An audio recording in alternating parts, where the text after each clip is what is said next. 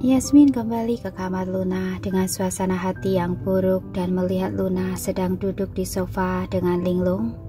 Luna tersadar dari lamunannya saat mendengar suara pintu ditutup. Dia segera menatap Yasmin. Apa yang dia katakan? Katanya akan meminta Joanna minta maaf. Kita lanjutkan selangkah demi selangkah, tapi aku tidak ingin membiarkannya begitu saja. Yasmin duduk di sebelah Luna, ada rasa dingin di matanya yang berkaca-kaca. Luna menatapnya, matanya semakin dingin. Kamu ingin melawan Joanna? Jason tidak akan melampiaskan amarah pada LM. Luna, apa kamu tidak merasa kalau kita selalu takut akan masalah ini? Makanya Jason dan Joanna selalu memanfaatkannya. Tidak ada gunanya terus mentoleransi masalah ini. Tidak akan bisa menyelesaikan masalah, kata Yasmin dengan tenang. Luna perlahan menjadi tenang dan berkata pelan, kamu benar. Yasmin berkata, kita tunggu hasil penyelidikan tim produksi dulu. Saat hasilnya keluar, kita akan membuat rencana selanjutnya. Tapi kamu harus bersiap kehilangan semua uang. Mendengar ini, Luna menghela nafas sedikit lebih berat. Perkataan Joanna yang memaksa kita tampil di acara ini. Sekarang yang mencelakai kita juga dia. Keberuntungan kita tidak mungkin selalu bergantung pada satu orang. Yasmin berkata dengan suara dingin. Yasmin kembali ke kamar, mengeluarkan ponsel yang dimasukkan Luna ke dalam tas, melihat pesan terbaru di ponsel dan segera membuka kunci dengan kata sandi. Setelah mengklik pesan, Yasmin menatapnya dengan mata yang lebih cerah dari sebelumnya. Pada pukul 10, Caleb kembali membawa salinan aslinya. Kevin juga sedang menyelidiki secara diam-diam. Caleb mengirimkan video asli pada Jason dan mengatakan dengan hormat, ini video aslinya. Express Entertainment mengatakan saat menerimanya, video ini sudah diedit. Bagaimana mereka menerimanya? Jason menatap video asli di ponsel, suaranya dingin. Caleb mengerutkan bibirnya. Seseorang mengirimkan melalui email. Tapi saat memeriksanya, aku menemukan email tersebut segera dihapus setelah mengirimkan ke email. Aku sudah bertanya pada praktisi terkait dan mereka mengatakan tidak ada mengetahui informasi orang itu melalui email yang sudah dihapus. Jason mencibir. Dia melakukannya dengan cukup teliti.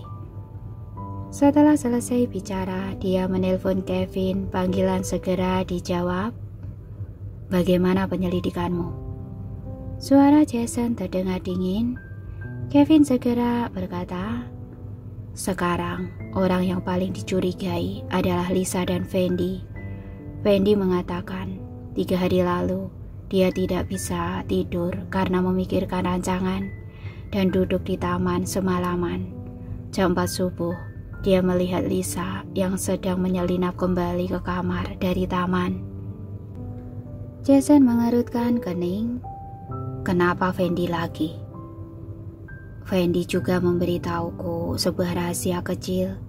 Katanya hari itu Luna membuat janji dengannya, ingin sengaja menciptakan evolusi dengan tujuan menggunakan kekuatan absolut untuk mengeliminasi Lisa dalam babak pertama, karena Luna merasa kemampuan merancang dan karakter Lisa tidak bagus. Kevin sengaja merendahkan suaranya. Kamu di mana? Kenapa harus berbisik? Jason bertanya dengan dingin dan tidak senang. Kevin mendeham.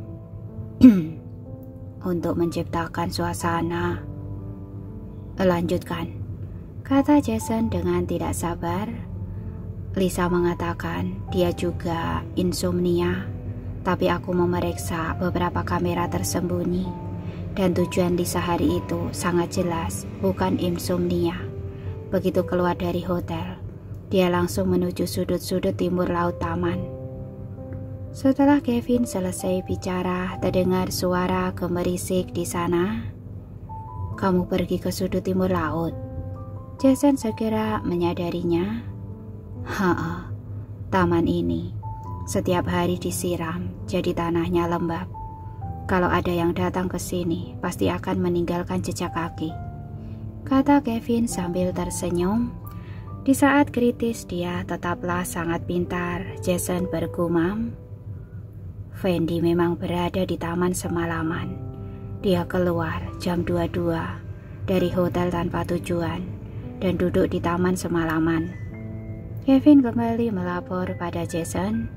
Jason bergumam pelan, tapi tanpa disadari pikirannya melayang. Apa Yasmin juga tidak bisa tidur sepanjang malam jika tidak memiliki ide rancangan? Selama 3 tahun menikah, dia jarang memberi perhatian pada Yasmin. Sekarang dia ingin memahami Yasmin, tapi tidak tahu bagaimana memulainya. Suara Kevin tiba-tiba menjadi lebih keras. "Memang ada jejak kaki di dekat pagar besi.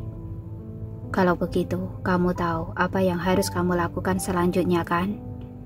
Jason bertanya dengan dingin. Kevin terkekeh. "Tentu saja. Kak Jason, jangan khawatir dan serahkan masalah ini padaku. Aku berjanji akan membersihkan nama kakak ipar." Jason menutup telepon dan berkata pada Caleb, "Begitu mendapatkan hasil identifikasi video ini, segera minta humas tim produksi untuk menulis pernyataan dan mengunggahnya di media sosial untuk membersihkan nama Sunny." "Baik," Caleb segera menjawab. Hampir pukul 12, Jason menerima video asli yang dikirimkan oleh Caleb padanya. Selama proses editing, video juga disintetis menggunakan AI.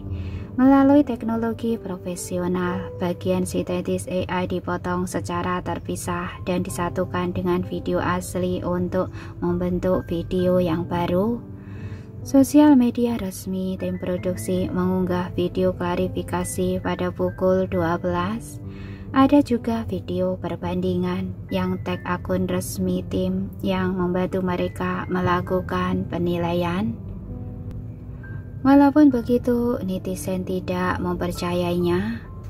Penjelasan apa yang bisa diberikan dari hasil analisis ini? Ini hanya membuktikan ada bagian video yang diedit. Tapi bagaimana dengan video? Di dalam video itu, Yasmin membawa gaun setengah taji ke kamarnya. Keesokan paginya, gaun sudah selesai. Bagaimana menjelaskan suara jauh dan dekat pada rekaman? Yasmin yang menggunakan mesin jahit. Tidak mungkin Sunny bahkan tidak tahu cara menggunakan mesin jahit, kan? Komentar terakhir yang didorong ke atas oleh netizen adalah, Sunny harus membuat rancangan dalam siaran langsung untuk membuktikan kemampuannya. Dengan begitu, semua orang bisa percaya. Kalau tidak, Sunny sama sekali tidak pantas mendapatkan hadiah penghargaan. Sutradara melihat netizen masih membuat onar dan meminta nasihat Kevin. Kevin yang sedang mengukur sepasang sepatu wanita mendengar perkataan sutradara dan berkata dengan tenang, "Biarkan saja. Kita lanjutkan peragaan busana jam 2 siang. Sekarang kalian makan siang dulu. Lalu model harus segera mengenakan riasan, tidak boleh tertunda." Sutradara melihat waktu, sekarang sudah hampir jam 1. Dia menyeka keringat di dahinya dan berkata, "Pak Kevin, jika terus dilanjutkan, hari ini kita akan masuk ke berita terpanas karena dimaki. Lakukan saja apa yang aku suruh. Kenapa begitu banyak omong? Oh ya, beritahu Lisa untuk jangan bersiap." Kevin meletakkan penggaris, mengambil handuk basah di sampingnya dan menyeka tangannya. Sutradara keluar dari kamarnya dengan wajah kesulitan.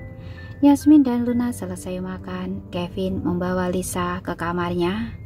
Terdengar ketukan di pintu. Yasmin berdiri dan membuka pintu. Kevin memandang Yasmin sambil tersenyum. "Yasmin, aku datang ke sini membawa seseorang untuk minta maaf padamu. Lisa yang ditarik olehnya tampak pucat dan lesu. Sikapnya yang arogan tadi pagi sudah menghilang. Kamera mengikuti Lisa memandang Luna dengan wajah muram. Sani, aku tidak sengaja. Aku kilap dan membeli kamera itu dan menaruhnya di lubang pintuku. Diam-diam merekam kalian dan mengedit videonya untuk mencelakai kalian. Sepertinya perkataan ini sudah lama disiapkan. Dengan isyarat Yasmin, Luna berkata, "Aku melihat salah satu tas terbaru Milana akan dijual di akun jual beli barang bekasmu. Tas semacam itu tidak akan bisa dipilih hanya dengan uang. Kamu pasti memiliki koneksi, kan?" Senyuman di wajah Kevin membeku. Dia tidak mengerti kenapa Luna mengatakan ini. Lisa tampak sangat panik. Dia dengan cepat berteriak, "Kamu memeriksa informasi pribadiku?" Sepertinya benar. Tas Milana. Aku sudah menanyakan orang yang membeli tas model terbaru mereka dalam gelombang pertama. Aku tidak mengenal yang lain, tapi aku mengenal Pak Jason. Kenapa? Kamu kenal dengan Pak Jason? Luna mengelus dagunya dan bertanya. Kevin mengeluarkan ponsel dan segera mengirim pesan pada Jason. Hasil rekaman kamera ini akan diedit, tapi setelah mendengar perkataan Luna, dia menyadari di dalam kamar ini ada ponsel yang sedang menyiarkan siaran langsung. Yasmin memandang Kevin dan bertanya dengan tenang, "Kamu ingin melapor pada Pak Jason? Sebenarnya Pak Jason membeli tas itu untuk siapa?" Wajah Lisa menjadi pucat pasi. Dia menoleh pada Kevin dan hampir menangis. "Pak Kevin." Pandangan Luna dingin dan tegas. "Kamu menerima barang untuk jadi kambing hitam, kan? Kamu tidak mengatakannya. Aku juga tahu kalau kamu tidak ingin karirmu sebagai perancang hancur. Aku sarankan kamu mengatakan yang sebenarnya." Yasmin yang membuat rencana ini tadi pagi begitu menyadari ada yang salah, mereka langsung mengorek informasi pribadi Joanna dan Lisa.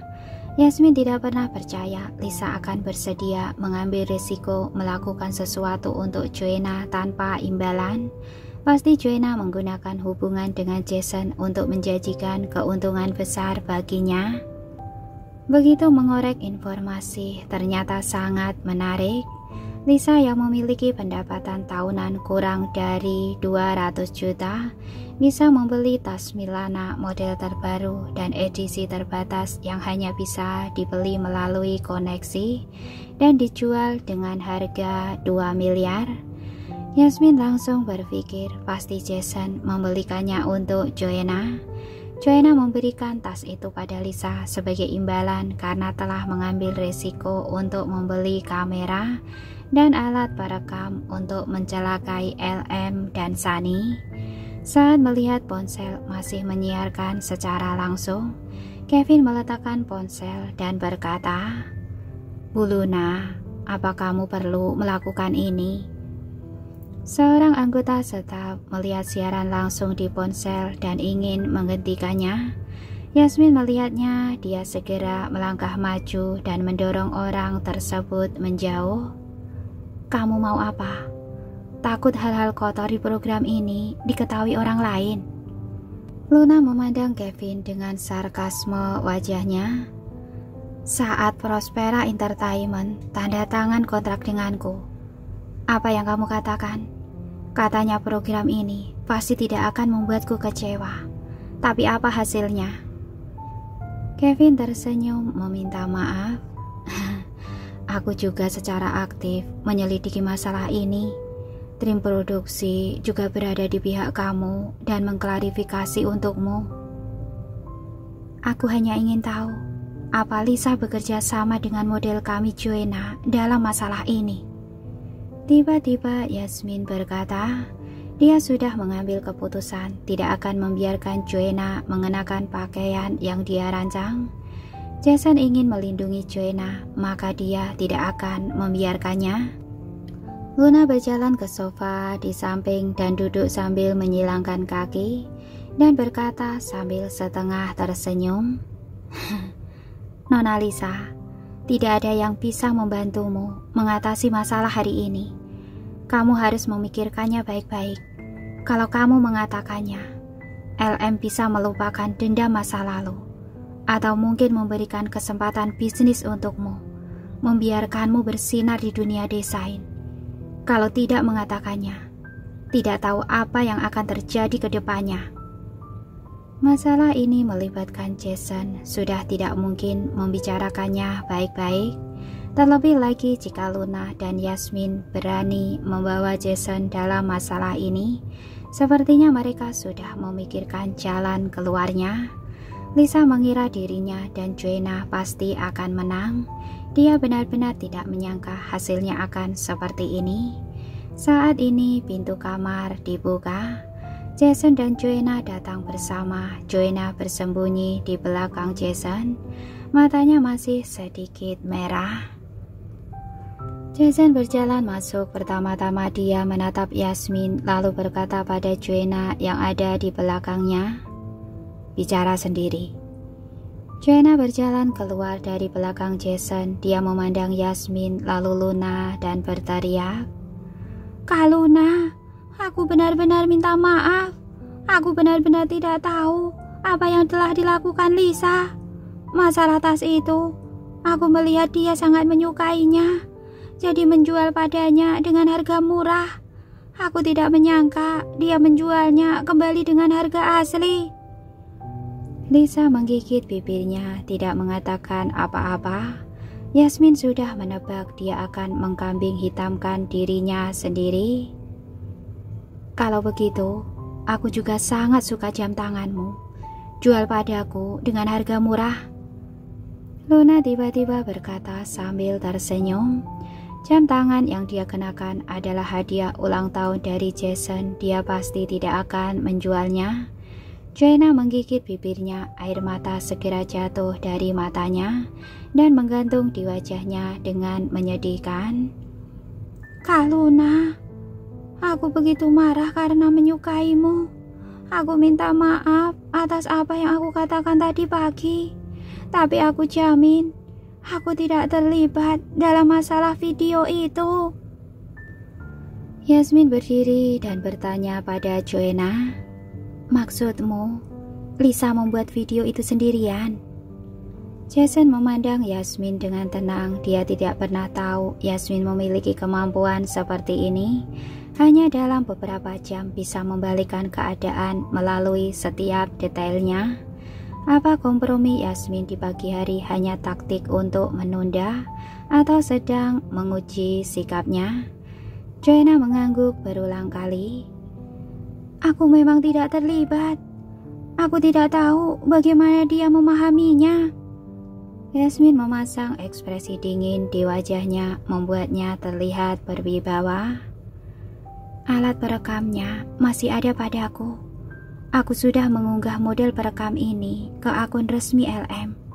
Mengenai detail alat perekam ini, aku juga sudah menghubungi pabrik dan ada percakapan yang sangat mendetail." Joanna tidak mengerti apa maksudnya, jadi dia hanya menatapnya dengan bengong, tapi di dalam hati dia semakin panik. Yasmin melihat rasa takut tidak terkendali di matanya. Dia berkata dengan tenang, "Baterai perekam dapat diisi ulang. Jika menyala selama 24 jam per hari, dia bisa bertahan selama seminggu. Saat Bu Luna menemukan perekam ini, masih ada baterai yang tersisa. Menurutmu, dengan penggunaan baterai, kapan alat perekam ini disimpan di kamarnya?" Begitu dia mengatakan ini, netizen di ruang siaran langsung ramai. 3 hari yang lalu, Joanna datang bersama tim produksi ke kamar Luna untuk wawancara, dan dia duduk di sebelah Luna. Aku melihat grafik kinerja perekam di akun resmi LM, serta tangkapan layar percakapan dengan staf resmi pabrik perekam. Pihak mereka membantu menyelidiki dan mengatakan kalau itu adalah model terbaru dan baru keluar dari gudang belum lama. Ini membuktikan ini barang baru. Netizen sangat marah kedok Joanna dibongkar di depan umum. Air matanya mengalir dengan deras. Dia menangis begitu keras sampai tubuhnya gemetar. Kevin yang berdiri di samping tersenyum, tapi ekspresi wajahnya tampak tidak senang. Sekarang mana bisa mereka mengadakan peragaan busana? Pandangan Luna penuh ejekan. Dia melirik ke arah Jason yang menatap lurus ke arah Yasmin dan berkata dengan malas, "Yasmin, lanjutkan." Yasmin mengangguk. Dia berjalan ke samping meja kerja dan menunjukkan pakaian yang sudah jadi kepada netizen. Netizen melihat gaun yang sangat indah itu sebelum sempat memuji rancangannya. Mereka melihat Yasmin mengambil gunting dan memotong gaun itu menjadi 2 bagian di depan Jason. Yasmin mengangkat dagunya dan menatap Jason. "Pak Jason, bosku sudah mengatakan pakaian yang dirancang Sunny tidak akan dikenakan oleh orang yang memfitnahnya karena orang itu tidak layak. Tapi karena gaun ini dibuat berdasarkan ukuran Joanna, maka kami hanya bisa menghancurkannya." Tangan yang berada di sisi tubuh Jason diam-diam mengepal. Yasmin menantangnya di depan umum. Selain itu, Joanna telah memfitnah Bu Luna 2 kali dan meletakkan perekam di kamar Bu Luna, bahkan menggunakan video yang sudah diedit untuk mencelakainya. Silakan Joanna segera minta maaf. Kalau tidak, LM akan menuntutnya. Yasmin melempar gaun ke lantai dan menginjaknya. Dia lebih memilih menghancurkan gaun ini daripada membiarkan Joanna memakainya. Kaki Joanna lemas. Dia terjatuh ke tanah. Yang terakhir, studio LM mengumumkan keluar dari program ini. LM akan mengganti denda pelanggaran kontrak dan berharap Pak Kevin serta Pak Jason bisa memahami perasaan Bu Luna yang telah difitnah dan membiarkan dia pulang untuk memulihkan diri. Yasmin akhirnya berkata dengan sopan dan mengangguk pelan kepada semua orang. Luna berdiri dan mengeluarkan koper di belakang sofa. Dia tersenyum kepada semua orang. "Terima kasih pada semua penggemar LM karena telah menjagaku begitu lama. Tapi aku menerima pukulan yang sangat besar dan tidak bisa terus berkreasi. Karena itu, aku harus keluar dari program ini. Aku harap kalian semua bisa memakluminya." Yasmin mengambil ponsel, melambaikan tangan sebagai salam perpisahan pada penonton, mematikan siaran langsung, lalu pergi menghampiri Luna yang sedang menunggunya.